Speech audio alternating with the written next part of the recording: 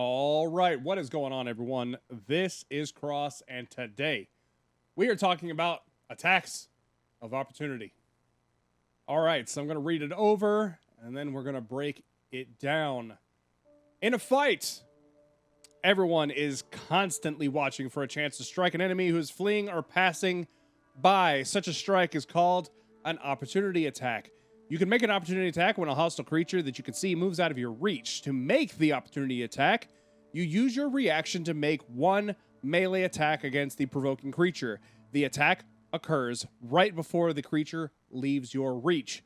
You can avoid provoking an opportunity attack by taking the disengage action. You also don't provoke an opportunity attack when you teleport or when someone or something moves you without using your movement, action, or reaction. For example, you don't provoke an opportunity attack if an explosion hurls you out of a foe's reach, or if gravity causes you to fall past an enemy. All right, so let's break this down and see what's going on. The first paragraph defines what an opportunity attack is. The second paragraph defines when you can make an opportunity attack. The third paragraph defines what prevents you from making an opportunity attack in situations that seemingly the second paragraph calls out for. So, going straight into the second paragraph, you make an opportunity attack when a hostile creature that you can see moves out of your reach. Those are the two keywords here, see and reach. So, can you see the target? First question. What is your reach? Your reach is determined by the weapon you're carrying and is most likely 5 or 10 feet based on your weapon. Then you make the opportunity attack using your reaction. So, do you have your reaction available? And then you make one singular melee attack against that provoking creature. When does the attack occur? Right before the creature leaves your reach. So, if you're using a glaive and they move to the 15-foot mark, you use your reaction and you make the attack while they are still within 10 feet of you. That is important later. Then the third paragraph calls out a couple of things where this may not apply. First and foremost, the disengage action. If someone has taken the disengage action, then when they move out of your reach, you cannot make an opportunity attack against them. Also, if something leaves your reach by force, if they did not use their movement, action, or reaction in order to make that movement, then you can also not make an opportunity attack. And finally, if something teleports out of the reach, that also doesn't provoke an opportunity attack. All right, great. Now that we've got that out of the way and everything is clear, we know when we can make an opportunity attack. We know when we cannot make an opportunity attack. This is where things get messy because feats come in and start screwing the rules up.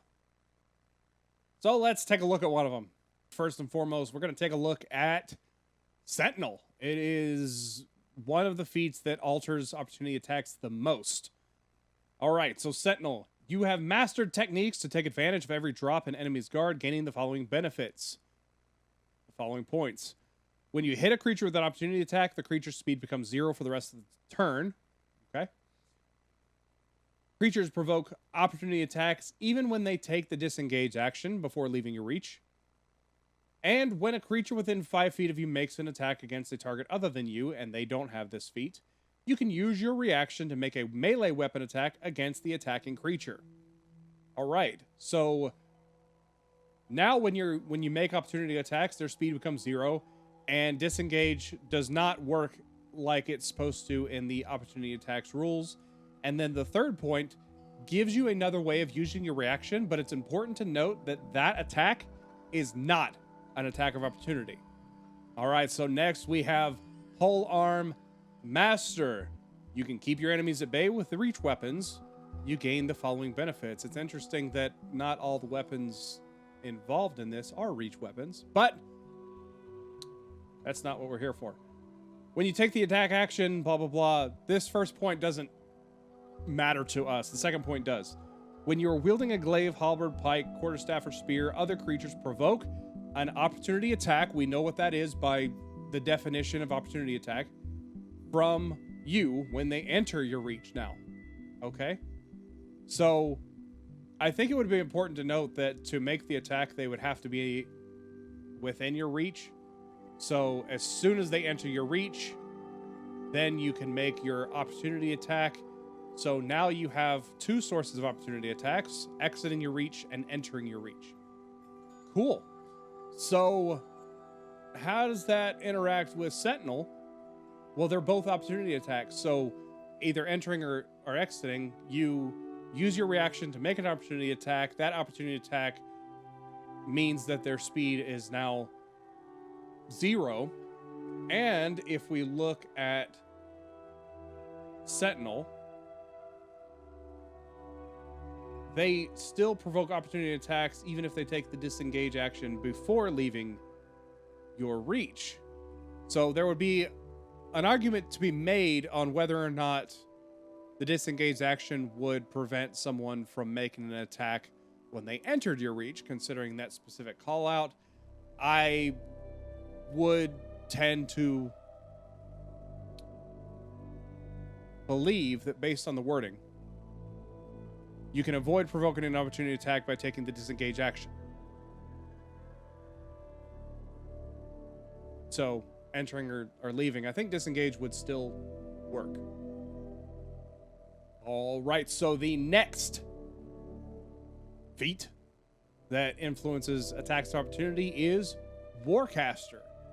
Specifically, the third point: when a hostile creature's movement provokes an opportunity attack from you, you can use your reaction to cast a spell at the creature rather than making an opportunity attack. The spell must have a casting time of 1 action and must target only that creature.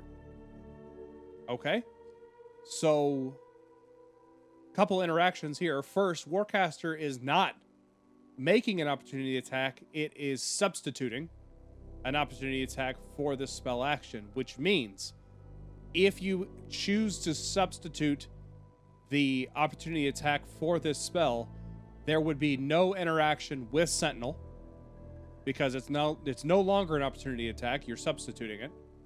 And interestingly, having Polearm Mastery would allow you to substitute the opportunity attack, or it should allow you to substitute the opportunity attack for entering the reach with this spell action. So according to the rules here, I don't believe, based on sage advice, that that's the intent, but it does follow a similar questionable thing with Crossbow Expert. The second point in Crossbow Expert states that being within 5 feet of a hostile creature doesn't impose disadvantage on your ranged attack rolls. We know that that's not just ranged attack rolls with a crossbow, that is ranged attack rolls with even spells that you would make. So there is precedent for the feat, even though it's specifically calling out for certain things to not function solely based on that thing. In this case, crossbows. And in Polearm Mastery's case, it's not specifically defined by the polearm opportunity attack. All right, so a couple points of note is that opportunity attacks do not work with extra attack. Opportunity attack is a single attack made with the reaction, and a extra attack is on your turn when you take the attack action. That is not what you're doing. You're making an opportunity attack using your reaction. You are not taking the attack action on your turn, so you don't get extra attack with your opportunity attacks. The next thing would be potentially a question could come up with a rated action. You're making a single attack with your rated action as a reaction, but that is not an opportunity attack, so it wouldn't interact with Sentinel or anything of that nature. That's just a couple of things. I thought I'd throw out there just in case someone had that confusion. Hey, I hope everyone enjoyed this video, and maybe I clarified some things for you on attack of opportunities and their interactions. If you have any more questions, leave those in the comments below, and I'll try to answer any sort of specific case scenarios that maybe I didn't cover in this video. But for now, that'll be done with this, and we will see you next time.